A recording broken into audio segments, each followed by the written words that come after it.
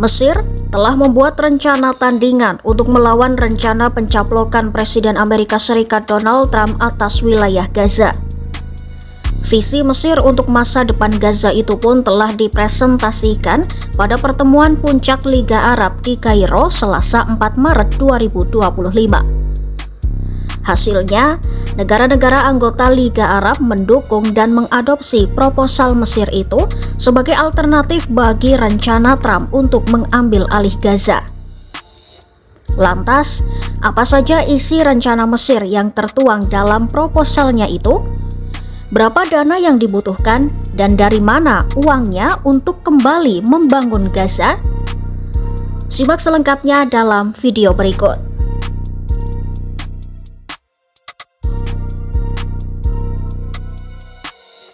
Berbanding terbalik dengan ide Trump yang memaksa warga Palestina untuk keluar dari Gaza dan pergi ke Mesir atau Yordania, Mesir mengedepankan rekonstruksi tanpa mengusir warga Gaza dari tanahnya. Rencana Mesir itu terdiri dari 3 tahap utama, yaitu langkah-langkah sementara, rekonstruksi, dan tata kelola pemerintah. Untuk merealisasikan ketiga rencana itu, Mesir meminta dana sebesar 53 miliar dolar AS atau sekitar 872 triliun rupiah yang akan dibagi dalam 3 tahap. Tahap pertama rencananya akan berlangsung sekitar 6 bulan. Dibutuhkan dana sebesar 3 miliar dolar AS atau sekitar 48 triliun rupiah. Dana itu untuk membersihkan puing-puing di Jalan Salah al-Din, membangun perumahan sementara dan memulihkan rumah-rumah yang rusak sebagian. Bukan hal yang mengherankan ketika butuh dana puluhan triliun, sebab ada lebih 50 juta ton puing bangunan pasca peperangan. Agar lebih mudah memahami jumlah 50 juta ton puing bangunan, anggap saja 5.000 ton puing di Gaza setara dengan gedung 16 lantai dengan luas lantai 300 meter persegi. Setelah puing-puing dibersihkan, 200.000 unit rumah sementara akan dibangun untuk menampung 1,2 juta orang dan sekitar 60.000 bangunan yang rusak akan dipulihkan. Periode sementara selama 6 bulan itu pun akan membutuhkan komite yang terdiri dari para teknokrat Palestina yang beroperasi di bawah manajemen Otoritas Palestina atau PA.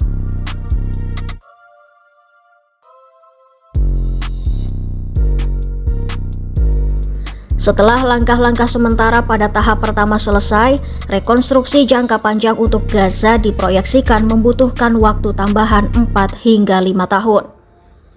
Dalam rentang waktu tersebut, rencana tersebut bertujuan untuk membangun setidaknya 400.000 rumah permanen serta membangun kembali pelabuhan dan bandara internasional Gaza. Secara bertahap, kebutuhan dasar seperti air, sistem pembuangan limbah, layanan telekomunikasi dan listrik juga akan dipulihkan. Tahap kedua sendiri akan memakan waktu 2 tahun dan menelan biaya 20 miliar dolar AS atau setara 325 triliun rupiah. Pekerjaan pembersihan puing-puing akan berlanjut pada fase ini, serta pembangunan jaringan utilitas dan pembangunan lebih banyak unit perumahan.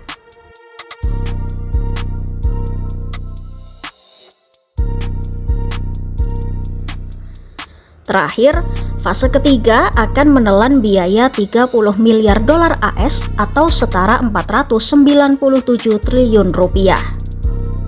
Dalam tahap ketiga, diperkirakan akan memakan waktu 2,5 tahun. Tahap ini akan mencakup penyelesaian perumahan untuk seluruh penduduk Gaza, membangun tahap pertama zona industri, membangun pelabuhan perikanan dan komersial, membangun bandara, serta layanan lainnya. Lalu dari mana Mesir dan Liga Arab mendapat semua dana itu? Menurut rencana, dana tersebut akan diperoleh dari berbagai sumber internasional, termasuk PBB dan organisasi-organisasi keuangan internasional serta investasi asing dan swasta. Rencana tersebut juga menyerukan pembentukan Dewan Pengarah dan Manajemen yang akan menjadi dana keuangan yang mendukung badan pemerintahan sementara di Gaza. Selain itu, konferensi akan diadakan bagi para donor internasional untuk menyediakan dana yang diperlukan dalam rekonstruksi dan pembangunan jangka panjang di jalur Gaza. Nah, jika dana sudah terkumpul, pertanyaannya, siapa yang akan bertanggung jawab atas Gaza? Ternyata, rencana tersebut menyerukan sekelompok teknokrat Palestina yang independen untuk mengelola urusan di Gaza yang pada dasarnya akan menggantikan Hamas. Presiden Mesir Abdel Fattah el-Sisi menyebut pemerintah teknokratik itu akan bertanggung jawab untuk mengawasi bantuan kemanusiaan dan akan membuka jalan bagi otoritas Palestina untuk mengelola Gaza. Sementara itu, Presiden Palestina Mahmud Abbas mengatakan pemilihan umum dapat dilakukan tahun depan jika keadaan memungkinkan. Bagaimana dengan respon Hamas terkait rencana Mesir itu? Hamas sendiri menyambut baik rencana rekonstruksi tersebut dan sebelumnya telah menyetujui sebuah pemerintahan teknokratis. Hamas juga akan menyerahkan kekuasaan kepada pemerintahan sementara yang terdiri atas para politikus independen hingga otoritas Palestina yang direformasi dapat mengambil alih kendali. Hamas juga sudah setuju tidak akan mengajukan kandidat untuk komite itu.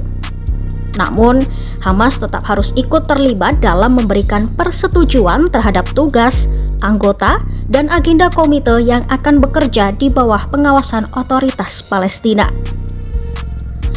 Di sisi keamanan, Mesir dan Yordania telah berjanji untuk melatih para polisi Palestina dan mengerahkan mereka ke Gaza.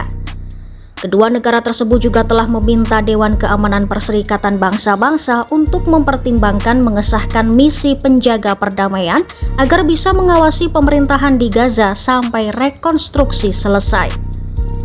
Nah, itu tadi 3 babak atau fase rencana Mesir dalam membangun kembali jalur Gaza.